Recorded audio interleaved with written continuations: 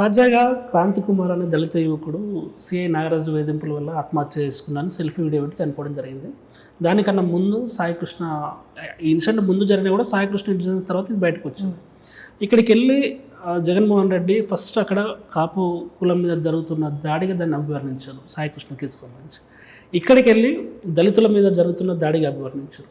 మీరు కాపుల్ని దళితుల్ని ఎందుకు ఇబ్బంది పెడుతున్నారు కూటమి ప్రభుత్వం వాళ్ళు? నేను ఒక విషయం చెప్తానండి. జరిగినటువంటి దాని మీద ఇమ్మీడియట్గా యాక్షన్ తీసుకున్నాం. మాకు సంబంధిత అధికారిని అండ్ అతనికి ఎయిడ్స్గా పనిచేసినటువంటి అందరి మీద ఇమ్మీడియట్గా యాక్షన్ తీసుకున్నాం, అరెస్టులు చేసినాం. దానికి సంబంధించినటువంటి కేసు ముందరకు నడుస్తుంది. అండ్ ఆ కుటుంబాన్ని కూడా ఆదుకునేటువంటి ఒక ఏమంటారు అంటే మోరల్ సపోర్ట్ ఆ కుటుంబానికి కూడా ఇస్తున్నాం కూడా. నేనేమంటాను అని అంటే కులం అనేటువంటిది ప్రతిదానికి ఒక కులమానం కాదండి. ఇప్పుడు మీరు గమనించండి, జగన్మోహన్ రెడ్డి ఎప్పుడు కుల రాజకీయాలే చేస్తూ ఉంటాడు. మీరు అన్నట్టుగా ఇందాక అమరావతి అంటే కమరావతి అనడము, ఆ రోజున ఏమీ లేకుండానే ఒక ఫాల్స్ నెరేటివ్ ఏంటి, డిఎస్పీల ప్రమోషన్లో ఇంతమంది కమ్మోళ్ళకి డిఎస్పీలుగా ప్రమోషన్ ఇచ్చేది. మొన్న డిఎస్సీలో కూడా ఇంతమంది కమ్మోళ్ళకు ఉద్యోగాలు ఇచ్చేది. ఎంత అట్టర్ నాన్ సెన్స్ అది. 9 మంది ప్రతి దాంట్లో క్యాస్ట్ ప్రస్తావన ఎందుకు వస్తుంది? వ్యక్తి కన్నా ముందు క్యాస్ట్ ఎక్స్పోజ్ అవుతుంది అక్కడ. అది జగన్మోహన్ రెడ్డి చేసేటువంటి ఒక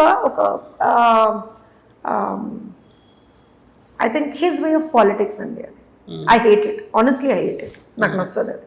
ఎందుకంటే నేను ఇందాక చెప్పినట్టుగా మనకు ఓట్లేసేది ఈ కులపోడు ఆ కులపోడు అని కాదండి. మనకు ఓట్లేసేది ప్రజలు. మనం ప్రజలకి మంచి చేయాలి.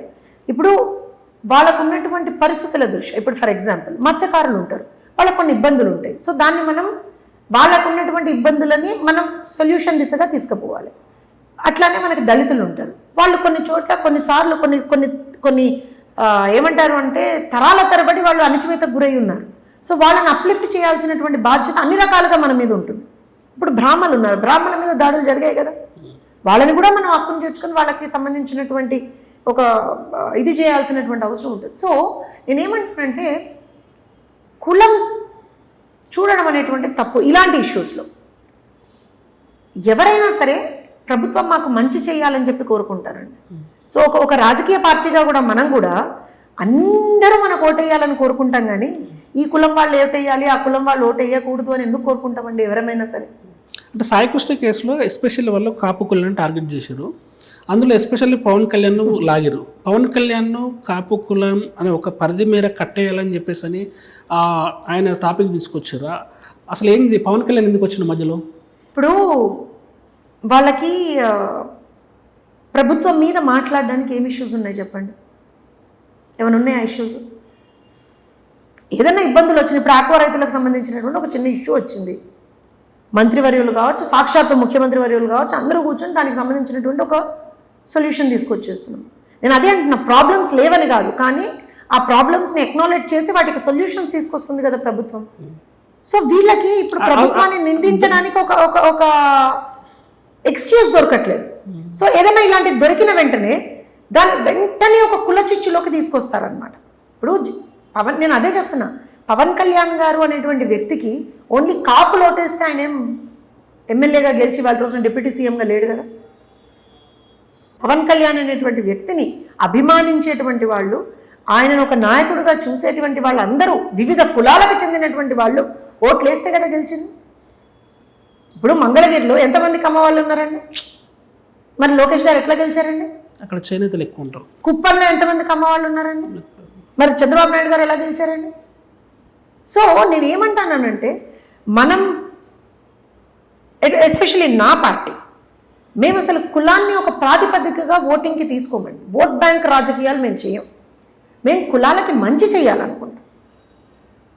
కమ్మ కులానికైనా మంచి చేయాలనుకుంటాం, దళితులకి మంచి చేయాలనుకుంటాం, రెడ్లకి మంచి చేయాలనుకుంటాం, బ్రాహ్మణులకి మంచి చేయాలనుకుంటాం, బీసీలకి మంచి చేయాలనుకుంటాం, మైనారిటీలకి మంచి చేయాలనుకుంటాం, ప్రతి ఒక్కళ్ళకి మంచి చేయాలనుకుంటాం.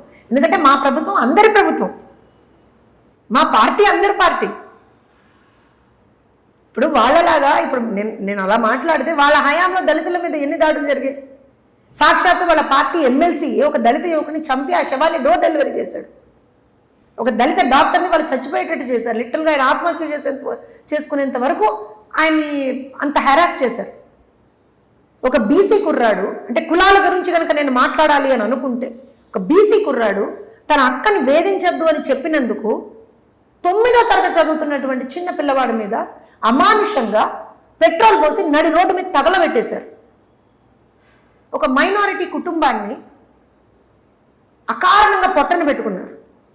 మిస్బా మంచిగా చదువుకుంటున్నటువంటి పిల్లని అవమానాలకు గురి చేశారు. ఇవన్నీ చెప్పండి మీరు, ఏ ఒక్క కులానికి పరిమితమని చెప్పండి. వాళ్ళ టైంలో అన్ని కులాలని వాళ్ళు ఆ రోజున అవమానించారా లేదా? చంద్రయ్య బీసీ కదా, చంద్రయ్య నడి రోడ్డు మీద నరకలేదా వాళ్ళు? అరే సాక్షాత్తు ఎస్సీ ఎస్టీ లీడర్ల మీద ఎస్సీ ఎస్టీ అట్రాసిటీ కేసులు పెట్టారు వాళ్ళు. సో కులం గురించి మాట్లాడేటువంటి నైతిక హక్కు జగన్మోహన్ రెడ్డికి ఎక్కడుందండి? కాపుల్ని మోసం చేసినటువంటి చరిత్ర వాళ్ళది కదా, కాపులకు మంచి చేసినటువంటి చరిత్ర మాది కదా. ఒక చిన్న ఎగ్జాంపుల్ చెప్తాను నేను, ఎందుకంటే కులాల గురించి వాళ్ళు జగన్మోహన్ రెడ్డి మాట్లాడుతున్నాడు కాబట్టి చెప్తాను. బ్రాహ్మణ కార్పొరేషన్ అనేటువంటిది ఒకదాన్ని మేము తీసుకొచ్చాం. చంద్రబాబు నాయుడు గారు తీసుకొస్తే దాన్ని తీసుకెళ్ళి ఎక్కడేశాడు? ఎండోమెంట్స్లో ఉన్నటువంటి వాళ్ళు దాన్ని తీసుకెళ్ళి ఆ కార్పొరేషన్ని తీసుకుపోయి బ్యాక్వర్డ్ క్లాసెస్ దాంట్లో వేశాడు. అంటే just for the sake of స్విండ్లింగ్ funds అనమాట, అంతే, అంతకుమించి ఏం లేదు అక్కడ. సో జగన్మోహన్ రెడ్డికి ఈ కులం ఆ కులం, ఈ మతం ఆ మతం అని ఏం లేదండి. కాదేది కవితకు అనర్హం లాగా ఈ మహానుభావుడు కాదేది అవినీతికి అనర్హం, కాదేది దాడులకు అనర్హం. ఏ కులం అతీతం కాదు. ఇవాళేం ఆయన ఏం కాపులకేం ఆయన ఏమి కూర్చొని మంచి చేస్తాడేమో మనం ఏమనుకోకల్లా, దళితులనేం మంచి చేస్తాడు. ఇవాళ క్రాంతికుమార్ కుటుంబాన్ని పరామర్శించినటువంటి ఈ మహా వ్యక్తి అనంతబాబు కుటుంబాన్ని ఎందుకు పరామర్శించలా? డాక్టర్ సుధాకర్ కుటుంబాన్ని ఎందుకు పరామర్శించలా?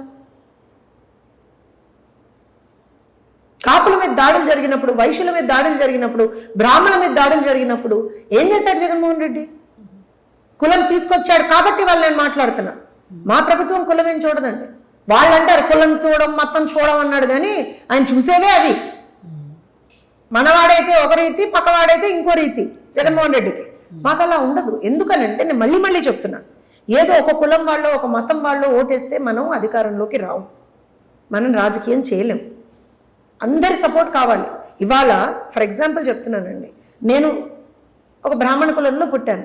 అంత మాత్రం చేత బ్రాహ్మణులందరూ నాకు సపోర్ట్ చేయాలని లేదు, మిగతా కులాల వాళ్ళందరూ కూడా నన్ను ద్వేషించాలని లేదు. ఇవాళ నాకు హైయెస్ట్ సపోర్ట్ చేసేది బీసీ ఎస్సీ ఎస్టీ మైనారిటీలు, బ్రాహ్మణులను నక్కుని చేర్చుకుంటారు. సో మనం ఏ రకంగా మంచి చేస్తామో, ఏ రకంగా బిహేవ్ చేస్తామో అదే వస్తుంది తప్పించి ఇంకేమీ రాదు కదా. సో ఇవాళ వాళ్ళు ఏం ట్రై చేస్తున్నారంటే, రాష్ట్రంలో ఒక మంచి వాతావరణం, సహృదయ వాతావరణం ఉంది కదండి, ఇన్వెస్ట్మెంట్స్ వస్తున్నాయి, ఎంప్లాయ్మెంట్ పెరుగుతోంది, పిల్లలు హ్యాపీగా ఉన్నారు, మంచిగా ఏమంటారు అంటే అందరూ చదువుకుంటున్నారు, టీచర్లను మేము ట్రైనింగ్లకు పంపిస్తున్నాం, పిల్లల్ని వేరే దేశాలకు ట్రైనింగ్లకు పంపిస్తున్నాం, పిల్లల్ని షైనింగ్ స్టార్స్ అని చెప్పి ఏ రాజకీయ నాయకుడు లేకుండా కేవలం పిల్లల్ని షైనింగ్ స్టార్స్గా చూపిస్తున్నాం. ఇవాళ రోజున ఒక సమూలమైనటువంటి మార్పు విద్యా వ్యవస్థలో తీసుకొచ్చారు లోకేష్ గారు. అంటే we are not allowing politics in education. ఇంత మంచి ఎన్విరాన్మెంట్ని ఎలా చెడగొట్టాలి చెప్పండి? కుల చిచ్చు పెడితే సరిపోతుంది కదా అనుకుంటున్నాడు జగన్మోహన్ రెడ్డి. అదేగా చేశారు వాళ్ళు 2019కు ముందర వాళ్ళు చేసింది అదే కదా. లెట్స్ బి వెరీ ఆనెస్ట్, అప్పుడు అదే చేశాడు కదా.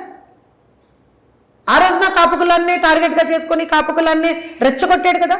ఏం చేశాడు ఆయన అధికారంలో ఉన్నప్పుడు? 5 సంవత్సరాల పాటు నిజంగా కులాల గురించి నేను మాట్లాడాలంటే 5 సంవత్సరాల పాటు కాపులకు ఏం చేశాడు జగన్మోహన్ రెడ్డి? బ్రాహ్మణులకు ఏం చేశాడు? పోనీ రెడ్లకు ఏం చేశాడండి? దళితులకు ఏం చేశాడు? బీసీలకు ఏం చేశాడు? బీసీలకు సంబంధించినటువంటి ఎన్నో పథకాల్ని, ఎస్సీలకు సంబంధించినటువంటి ఎన్నో పథకాల్ని అటకెక్కిచ్చాడు కదా.